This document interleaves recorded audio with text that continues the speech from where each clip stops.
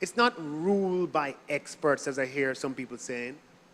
It's simply having some of our Jamaicans who are charged with the responsibility of being independent-minded, of looking at what the fiscal rules say, which is what our laws say in any particular year, and to comment on whether the plans and forecasts and budget of a particular administration or government are going to be consistent with those rules or not. They have no power to force the government. What they have the power to do is to inform you, the public. And the design is that an informed public will hold their government to account. That's a simple purpose of a fiscal council. And it represents an institution that can help us to safeguard what we have worked and sacrificed so hard for. But even if we do that, that in itself is not enough. Because as I mentioned, it's not just the fiscal that has gotten us into trouble, but it's the monetary. We have ended up in the arms of the IMF every single decade, 33 years out of 56, because our reserves in the Bank of Jamaica have fallen below the necessary levels for us to be able to sustain ourselves. And so we're going to need institutional reforms there as well to make sure that in a world in which we are existing and living and planning and doing what we do without the fund, we have the institutional framework to preserve external sustainability. And the reforms of the BOJ are geared towards doing that. And the governor spoke about those in detail. I won't go over them. But again, if you do those two and you do them well, they are necessary, but even those two are not sufficient. There's more work to be done because Mother Nature can easily intervene. The area of the world that we live in is known for its climatic vulnerability. Various studies have shown, and our experience has shown, that between 1990 and 2008, there have been over 295 weather events in our hemisphere and part of the world. It's a fact of life. And how we have dealt with that in the past, and those weather events cause a lot of financial damage. As a percentage of GDP, to allow us to speak the same language, our revenues are about 27% of GDP, right? About thereabouts. And it can be shown that our natural disasters on average cost us about 2% of GDP on an annual basis if you look over a long enough period and then you annualize. Okay? And what we have done to date is to deal with it when it happened. Why we can't deal with that? When it happened, we deal with it. Now, the problem with that is that you've already done your budget, you go to Parliament and you give enough joke and the budget has been set, and then bam, you get us down. What happened? It means that you have some unplanned expenditure that can be significant. And you can't make money out of thin air. Every time you try to make money out of thin air, you end up in serious trouble. So what you're going to have to do, you're going to have to shuffle the deck, and some things you had planned to do get pushed back. And invariably, the things that get pushed back are the very things that can improve quality of life. In a natural disaster as well, at the time you least need it, your revenues fall. So you end up in this situation where it's not just the cost of the natural disaster, but it is the displacement that it causes that leads to damage over time. So we have to take a different approach. Having seen how this has affected us in the past, we have to get to the stage where we are explicitly planning for the cost of natural disasters. It doesn't matter how much we can afford now. The idea is to start. And as our fiscal space opens up, to be able to spend more and more. Because there's a lot of innovation in the world today. There are lots of products that can help countries deal with the cost of natural disasters. And what we have to do is to make a start. But we don't want to do it in a transactional way. We have seen sometimes the problems that that causes. This is a national problem, and it requires a national and institutional response, which is why we're going to, upon the approval of Cabinet, table a policy in Parliament on fiscal management of disaster risk that we hope is adopted by affirmative resolution, making it a national consensus. And around that policy, we'll be able to build a strategic plan and engage in the procurement of products that can help us explicitly plan for the fiscal cost of natural disasters. When you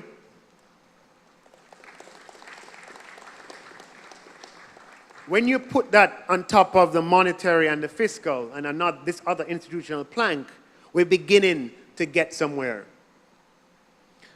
But even when you do those three, again, you can be let down if you don't do other things. And one of the other things that we are focused on is the institutional reform of our governance arrangements. Because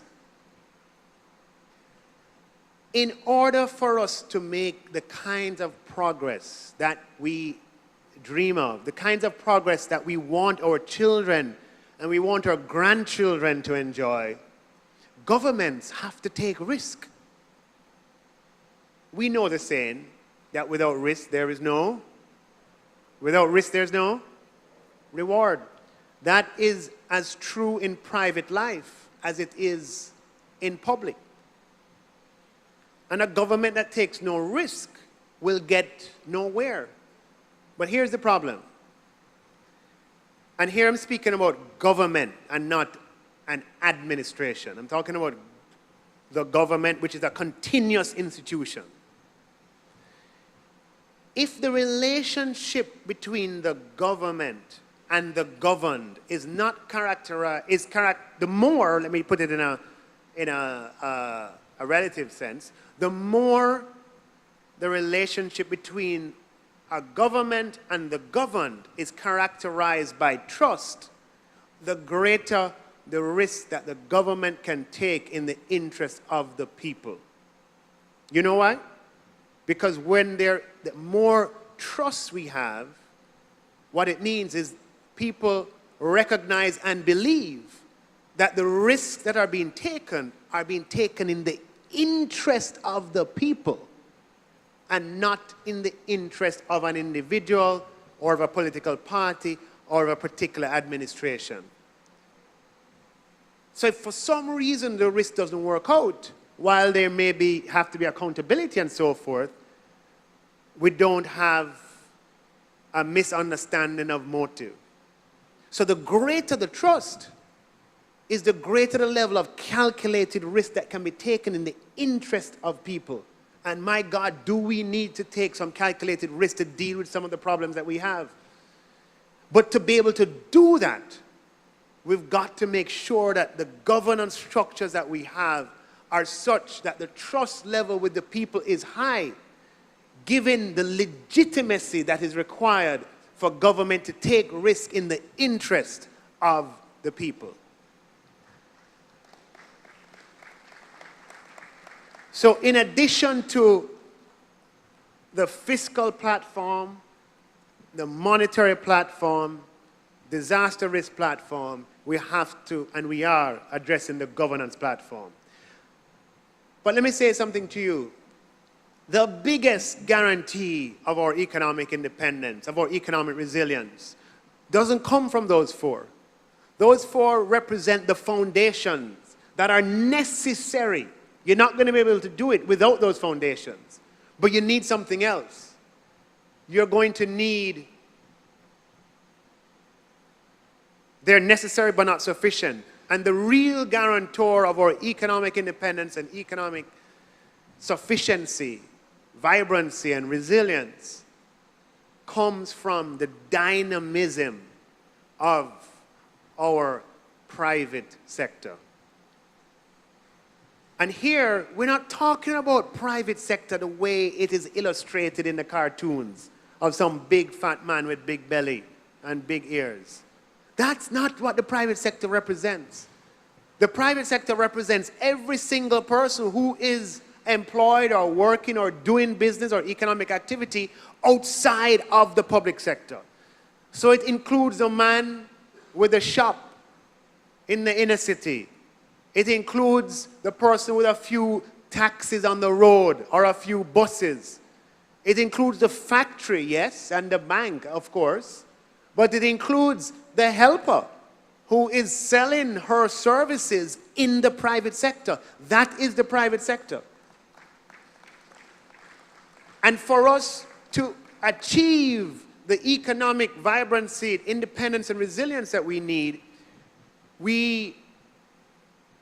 a dynamic private sector that takes advantage of the unprecedented opportunity that's represented by the economic environment today.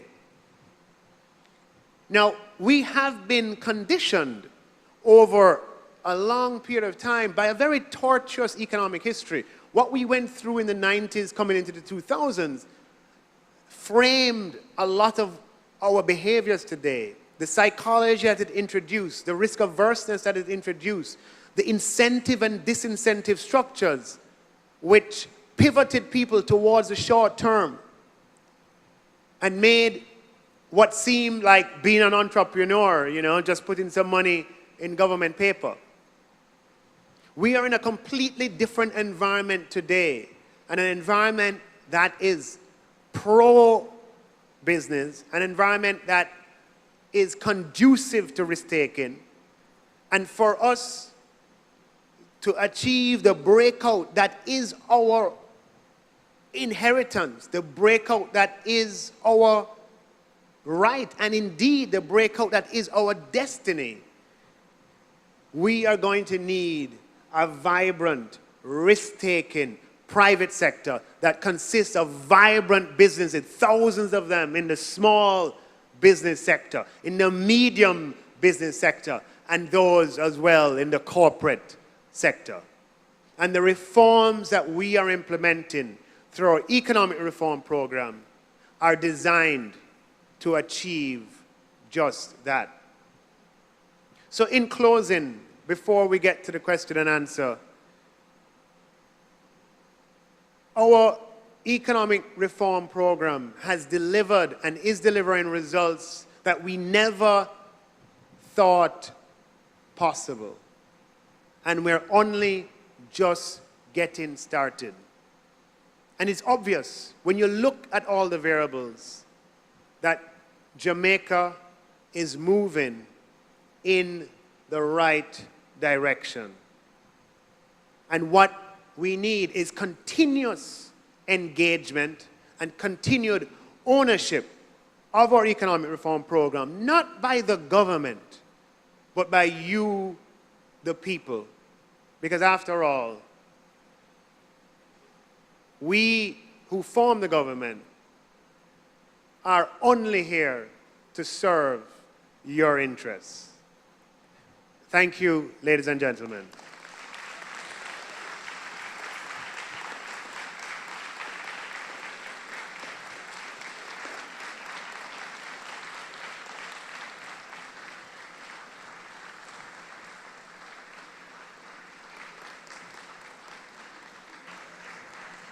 As we prepare for the question and answer section, and we will shortly invite our panelists to the stage, we ask of those of us who will be posing questions that you state your name as you take the mic and that you state your question clearly. We also ask that you remember that there are many of us who want to ask questions.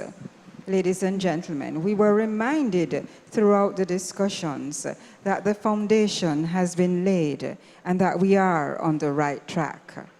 We have been reminded too that we are to keep our eyes on inflation because that is the real enemy of our purchasing power.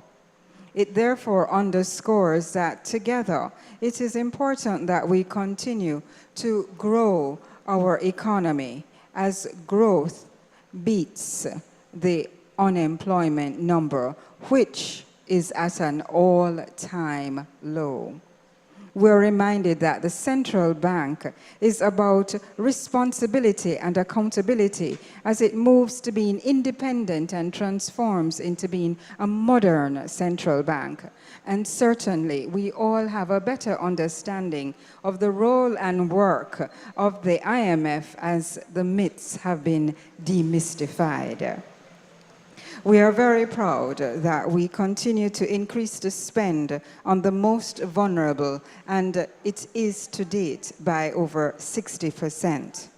Ladies and gentlemen, we invite our panelists to take the stage as we continue the discussion and hear from you as we talk about economic resilience and economic independence. Panelists, please take the stage.